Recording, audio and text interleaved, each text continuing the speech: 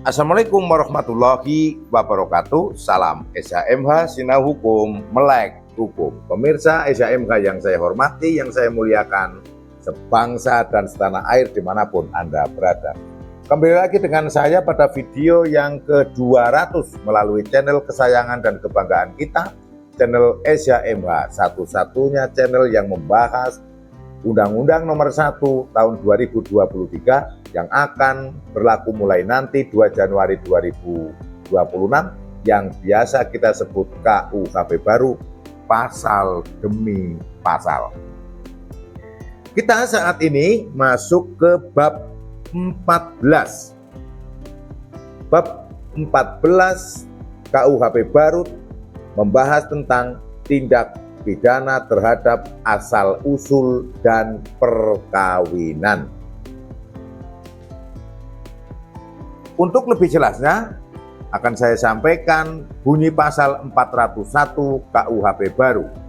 Setiap orang yang menggelapkan asal-usul orang dipidana karena penggelapan asal-usul dengan pidana penjara paling lama 6 tahun atau pidana denda paling banyak kategori 5. Penggelapan asal-usul. Mungkin agak menggelitik di telinga kita. Kalau biasanya penggelapan ya barang, penggelapan motor, penggelapan uang, penggelapan perhiasan, penggelapan ya bentuknya barang gitu kan. Ini ada kata-kata penggelapan asal-usul. Nah, untuk memudahkan pemahaman kita, memahami makna pasal 401 KUHP baru terkait masalah penggelapan asal-usul, saya akan menyampaikan cerita boleh, pengalaman boleh, atau disebut dengan ilustrasi pun juga boleh. Bahwa saat ini, kalau dihitung rata-rata sejak kemerdekaan Republik Indonesia pada tahun 1945, ini kalau dihitung bisa pada posisi generasi keempat. Misalnya kan berarti mbahnya dulu tahun 45, mbahnya punya anak, anaknya lagi punya anak, berarti cucu kan, si cucu punya anak, ada buyut. Nah sekarang sampai pada rata-rata buyut kalau dihitung dari tahun 1945.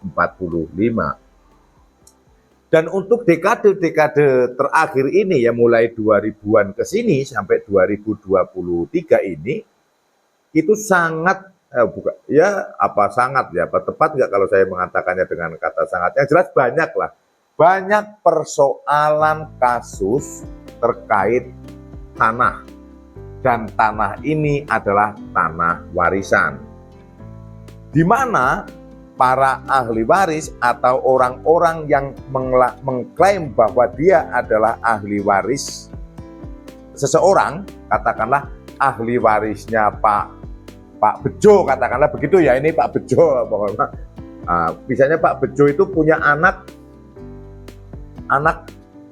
4.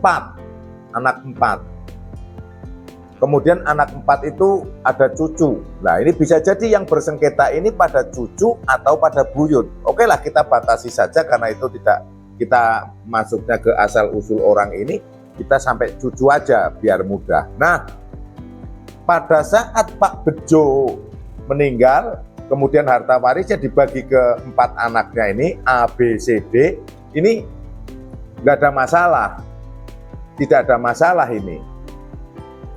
Karena mereka kan sempat hidup bareng pada saat Pak Bejo masih hidup. Jadi rukun kekeluargaan dan sebagainya.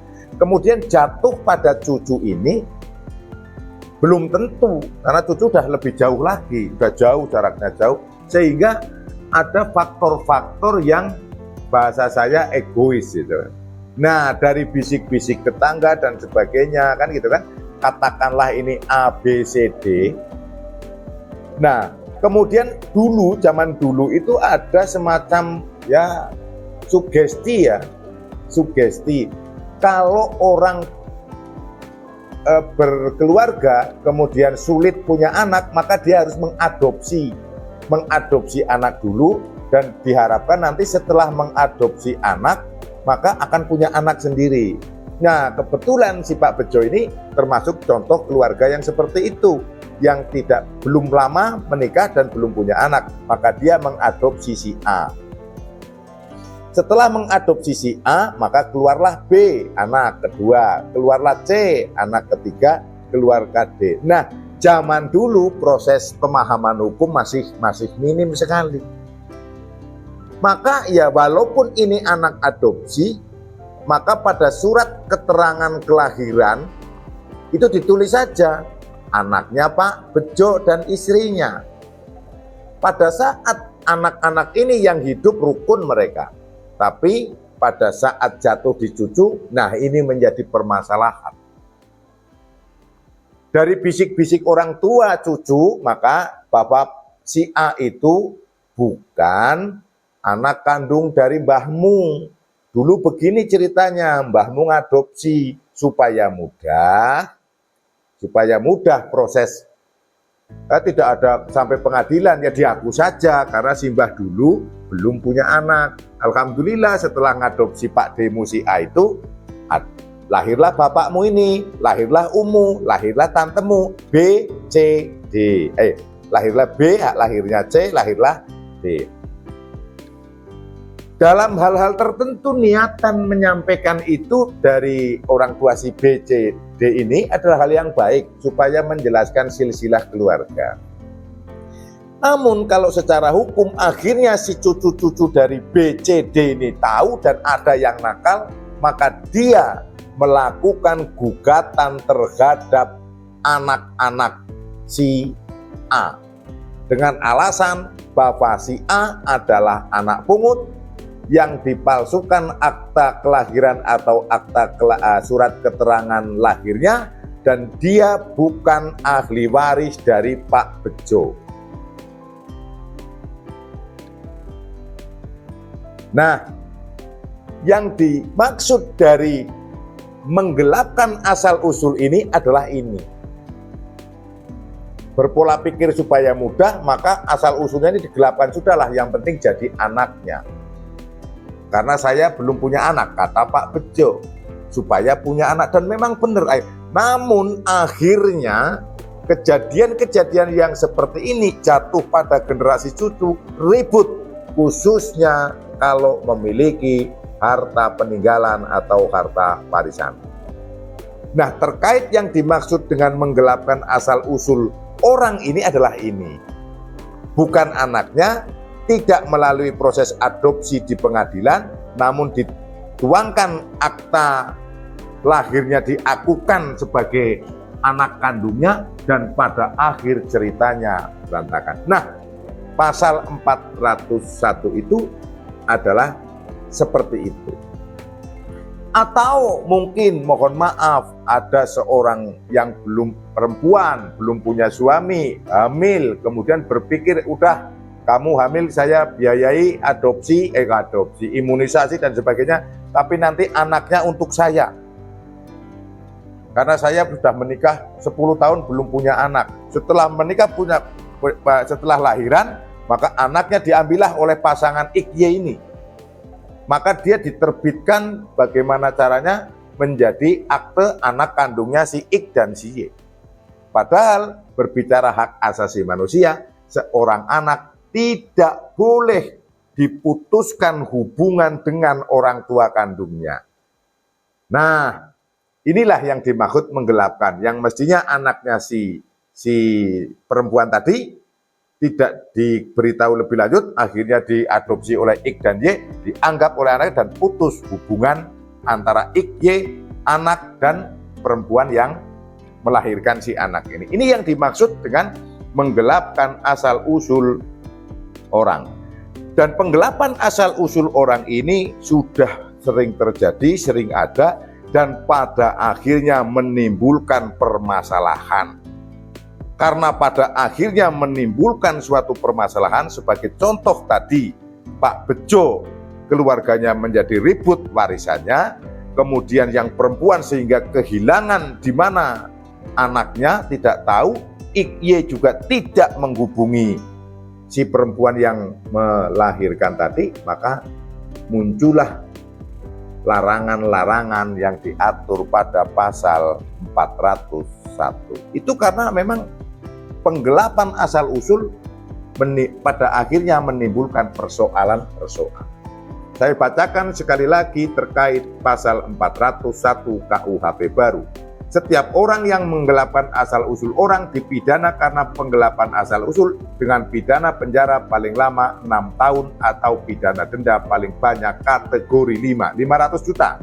Dan ancaman maksimalnya adalah 6 tahun.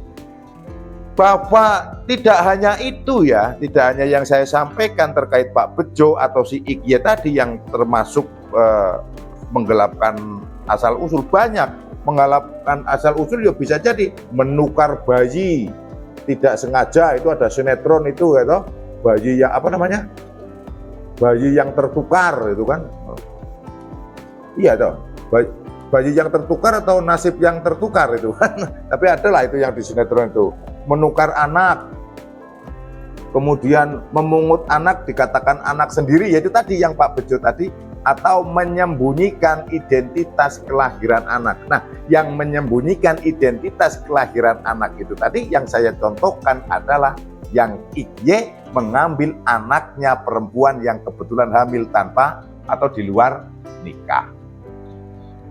Di belakang-belakangnya, di waktu-waktu yang akan datang, sampai di generasi cucu biasanya ini terjadi dan itu menjadi persoalan.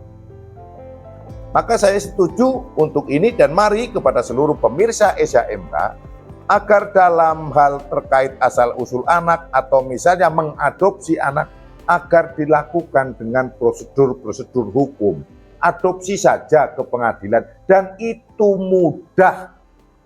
Zaman dulu dikatakan sulit ribet, enggak kalau sekarang. Saya pastikan enggak, pengadilan-pengadilan terkait itu sudah memfasilitasi orang-orang yang belum paham hukum datang ke pengadilan, akan ditemui oleh resepsionis pengadilan, dan di pengadilan ada yang namanya pos bakum, pos pemberian bantuan hukum yang cuma-cuma, dan pasti akan dilakukan penjelasan, pencerahan, cara-cara yang harus dilakukan agar di belakangnya nanti tidak terjadi hal-hal seperti yang saya sampaikan, saya contohkan, saya ilustrasikan Pak Bejo dan Iqye tadi.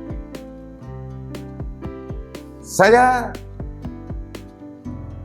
berharap bahwa yang penjelasan saya ini bisa dipahami oleh seluruh pemirsa SHMK, warga negara Kesatuan Republik Indonesia, karena kadang praktek-praktek yang memudahkan, gampang ke bahasa saya, bahasa Jawa, itu banyak terjadi, namun di akhirnya menjadikan persoalan-persoalan hukum, bahkan sampai ada pertikaian saudara yang tadinya saudara begitu tahu menjadi perang, menjadi bermusuhan gara-gara rebutan waris dengan alasan bahwa kalian bukan ahli waris Pak Bejo karena kalian anak pungut. Itu yang bisa saya sampaikan, semoga bermanfaat. Apabila ada salah yang saya sampaikan, mohon dimaafkan dan dimaklumi. Berikan kepada saya kritik dan masukan yang membangun. Tonton seluruh video SHMK dari awal sampai akhir agar tidak gagal paham. Kemudian bagi yang sudah subscribe, saya mengucapkan terima kasih. Dan bagi yang belum, dimohon berkenan untuk subscribe sebagai dukungan Anda terhadap channel SHMK Sinau Hukum, Melek Hukum. Wassalamualaikum warahmatullahi wabarakatuh. Terima kasih.